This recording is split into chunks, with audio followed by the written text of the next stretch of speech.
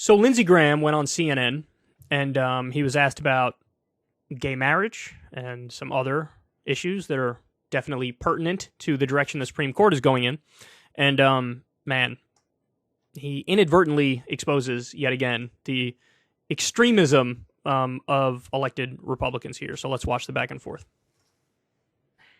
Gay marriage, at least that is what Rob Portman wants. He's trying to get enough votes to codify same-sex marriage because Justice Clarence Thomas suggested that it might be in jeopardy. You said 2 weeks ago that the state-by-state approach is the best way to go. So I just want to be clear about your position. Are you saying that the... Keep that in mind as he keeps talking. The state-by-state approach. We're going to talk about that in a little bit. 2015 Supreme Court decision that made same-sex marriage the law of the land nationally should be overturned? No, I am saying that I don't think it's going to be overturned. Nor should it be? Well, that'd be up to the court. The reasoning, I think, could be attacked, but the point I'm trying to make is I've been consistent. I think states should decide the issue of marriage and states should decide the issue of abortion. I have respect for South Carolina. South Carolina voters here, I trust, to define marriage and to deal with the issue of abortion, not 9 people on the court. That's my view. So let me decode that from politician speak for you. He's saying, leave it up to the states. That's the point he keeps coming back to. Leave it up to the states. Leave it up to the states. Now, when he's asked, hey, should we overturn the ruling? He's like, no. But then he goes on to say, leave it up to the states. To leave it up to the states, that, by definition, throws out the ruling. Because the point of the ruling is, this is not up to the states. This is... Our interpretation of the Constitution is that gay marriage must be law of the land in every single state, because equal protection under the law means gay marriage should be legal in every single state. So he's sort of full of shit and dodging it by saying, no, it shouldn't be overturned, but also leave it to the states. Again, to leave it to the states, you have to overthrow Obergefell. Now, what happens in a situation where you leave it up to the states? Well, it'd be very similar to what we're seeing now with Roe versus Wade, where about half the states would say, we don't do gay marriage here. Then you open up a can of worms. Okay, well, does that mean from here on out there are no more gay marriages? Or does that mean you retroactively get rid of the gay marriages that are in those states? That would also be a question that they would have to answer. But bottom line is, they would be taking away a right. It's currently viewed as a right. They'd be taking away that right in about half the states, which would impact millions of people. So he's on the record here. I am against gay marriage being legal in all 50 states. He's against that. Now, by the way, the same thing I think would happen with this as happened with Roe versus Wade in this sense, too. If the Supreme Court did overrule that ruling and change the precedent there, I do think you'd have some Republican politicians calling for a national ban on gay marriage in every state. Because you give them an inch and they take a foot, or you give them an inch and they take a mile. And they'll be like, actually, our real position is LOL, ban gay marriage everywhere. So that's the first point. Now watch what happens next.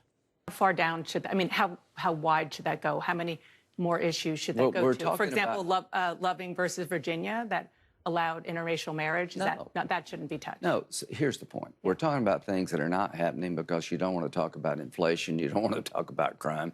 This is all politics, my friends.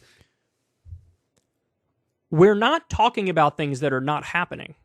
We are reacting to the very specific language in Justice Clarence Thomas's decision on Roe versus Wade, where he says, next we should take a look at Obergefell, which is gay marriage. He also said, next we should look at the case that grants people a right to contraception. He doesn't want there to be a right to contraception. He wants states to be able to ban contraception if they so please.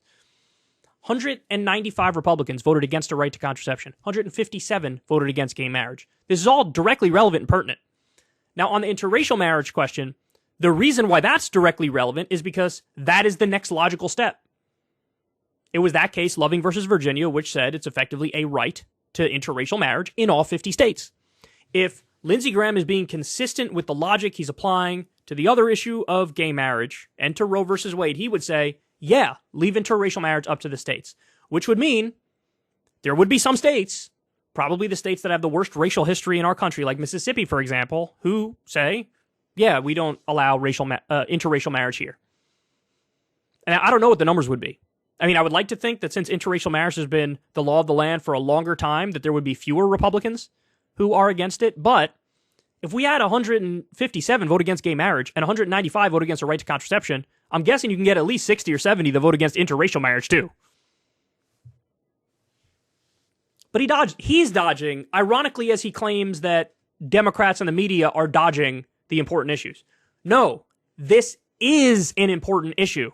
This is an important issue.